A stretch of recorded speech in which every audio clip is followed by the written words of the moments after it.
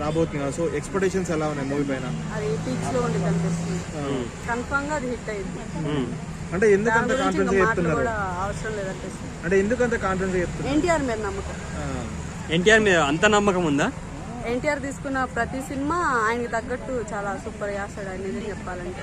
అంటే బట్ ఒక కాన్సెప్ట్ ఉంది కదా, ఒక ఆచారం. రాజమౌళి తీసిన మూవీ తర్వాత ఏ మూవీ అయినా ఫ్లాప్ అయింది కదా ఇప్పటి వరకు. అలా ఏం లేదు, బాగుంటే ఏదైనా హిట్ అయ్యింది. అంటే ఆచారం ఏం లేదు, గ్రహచారం ఏం లేదు.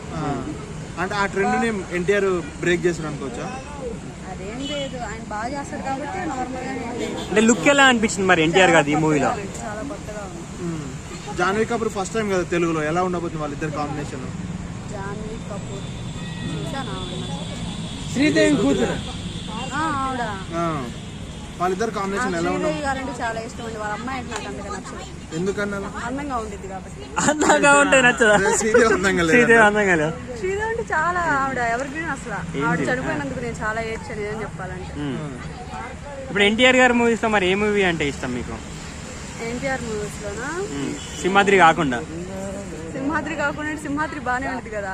అందరు సింహాద్రి అనే చెప్తున్నారు, అలా అని. అంటే ఈ మధ్య వచ్చింది త్రిబుల్ ఆర్ చాలా బాగా చేశాడు. ఇంతకుముందు ఓల్డ్ మూవీస్ అన్ని నేను చూస్తా, అదుర్సు చాలా బాగుంటుంది.